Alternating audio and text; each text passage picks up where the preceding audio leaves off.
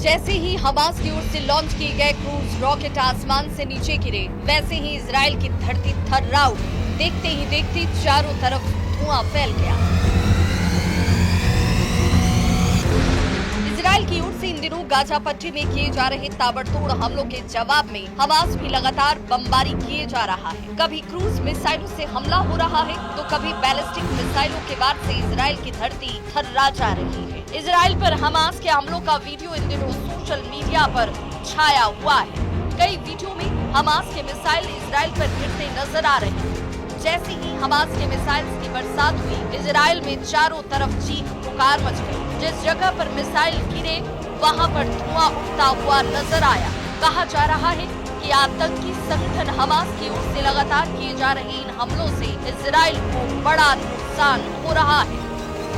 Israel से मिले hi tech weapons के बाद हमास के हौसले बुलंद हैं। हमास ने ये चेतावनी जारी की है कि वो इजराइल पर हमला करने वाला है, जिसको सुनने के बाद इजराइल सकते में है। इजराइल के साथ लड़ाई में उलझा हमास अपनी ताकत बढ़ा रहा है। लड़ाई जारी रखने के लिए हमास ने गाजा पट्टी में भर्ती अभियान शुरू किया है। हमास के सशस्त्र विंग अल कसम ब्रिगेड में नए लड़ाकों की भर्ती हो रही है। ये अभियान हाल ही में शुरू हुआ है। हमास ने भी ये भर्ती अभियान ऐसे समय में चलाया है जब उसे इजराइल के साथ युद्ध में भारी नुकसान हुआ और फंड की कमी का सामना कर रहा है। हमास ने संसाधनों की कमी को देखते हुए अपनी नीति में बदलाव किया है। हमास अब छापामार युद्ध की रणनीति पर ज्यादा ध्यान दे रहा है। ऐसा करते हुए हमास की कोशिश इजराइल के साथ लंबे समय तक लड़ाई के लिए लड़ाकों को तैयार करना है। कहा जा रहा है कि हमास की सशस्त्र विंग अल कसम ब्रिगेड 30,000 नए लड़ाकों की भर्ती कर रही है। इन नए लड़ाकों के साथ वो छापामार युद्ध तकनीकों पर काम करेगा, क्योंकि नए लड़ाकों को पारंपरिक युद्ध में प्रशिक्षण नहीं मिला है। ऐसे में हमास को गाजा पर नए लड़ाकों के जरिए अपनी पकड़ बनाए रखने के लिए संघर्ष करना होगा। गाजा इस वक्त खून से लथपथ है। हमास और इजराइल के बीच सीज फायर एक बार फिर से खत्म हो चुकी है। सबसे ज्यादा इसका नुकसान इस वक्त गाजा के लोग उठा रहे हैं। फिलिस्तीनी गुट हमास 2007 से गाजा पट्टी को नियंत्रित कर रहा है।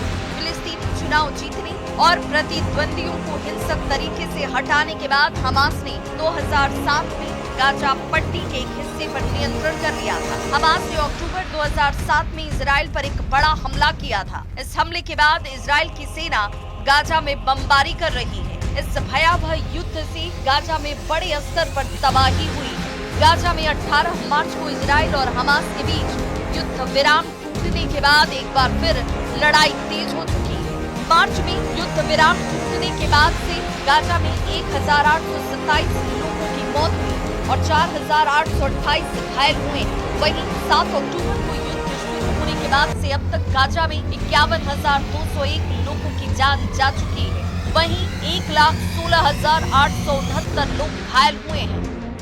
हमास की ओर से अचानक किए गए मिसाइल अटैक से इजराइल में चारों ओर तबाही मची हुई है। हर रोज जान माल का भारी नुकसान हो रहा है और ऐसे में इजराइल भी अब जवाबी हमले की तैयारी में है।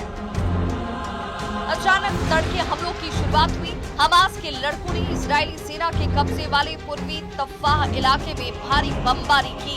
इससे इस इलाके में धुएं का गुबार छा गया। कई इमारतें जमींदोज हो गयी। कुछ दिन पहले भी हमास ने कई इलाकों पर हवाई हमले किए थे, जिसमें अब तक कई लोग मारे जा चुके हैं। इसमें कई मासूम बच्चे भी शामिल हैं। हमास और इजराइल के बीच मार्च में हुआ 2 महीने का संघर्ष विराम टूट चुका है। इसके बाद हमास पर बंधकों को रिहा न करने का इजराइल ने आरोप लगाया और वापस से हमास पर हमले तेज कर दिए। इन हमलों में गाजा की 80% आबादी अपने घरों से विस्थापित हो चुकी है।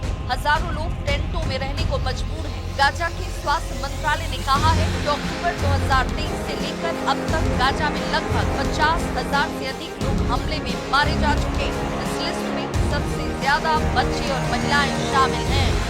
हमास की ओर से हो रहे एक के बाद एक हमलों से इजराइल में मरने वालों की तादाद लगातार बढ़ती ही जा रही है। घायलों की संख्या लगातार बढ़ रही है। अस्पताल में भीड़ हो गई है और ऐसे में डॉक्टर्स की तरफ से दिन रात एक कर घायलों की देखभाल लगातार की जा रही है। इजराइल ने हमास पर उनकी शर्तों को न मानने का इल्जाम लगाते हुए भारी बमबारी शुरू कर दी है, जिसमें पिछले 2 दिनों में सैकड़ों लोग मारे जा चुके।